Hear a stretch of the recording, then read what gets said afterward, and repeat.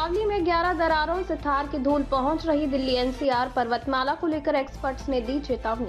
Supreme court द्वारा अरावली की नई परिभाषा को मंजूरी मिलने के बाद लोग इसका विरोध कर रहे हैं।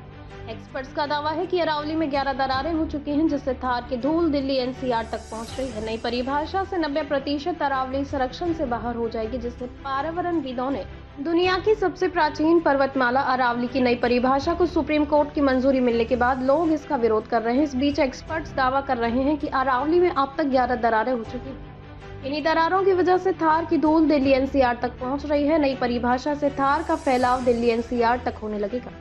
अरावली को बचाने के लिए पर्यावरण पर काम करने वाली विभिन्न संस्थाओं और एक्टिविस्टों ने भी विरोध दर्ज कर दिया है।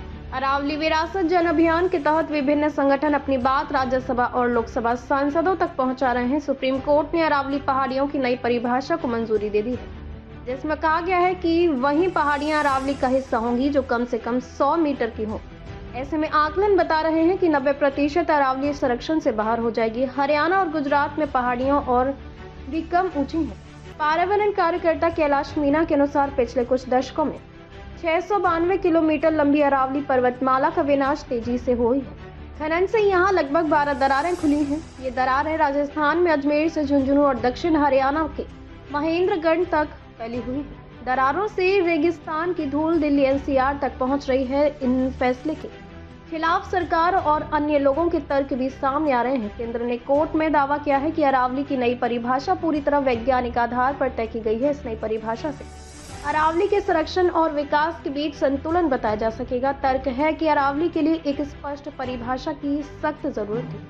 अलग अलग राज्यों में अरावली की अलग अलग परिभाषा होने से नीतिगत भ्रम की स्थिति बनी हुई है। गुड़गांव और उदयपुर में पर्यावरण कार्यकर्ताओं ने अरावली पहाड़ियों की नई ऊंचाई आधारित परिभाषा के खिलाफ विरोध जताया। सुप्रीम कोर्ट ने नवंबर 2025 में यह परिभाषा स्वीकार की। कार्यकर्ताओं ने चेताया कि इससे खनन, निर्माण और वाणिज्यिक गतिविधियों को बढ़ावा मिल सकता है, जो पारिस्थितिक संतुलन के लिए हानिकारक होगा।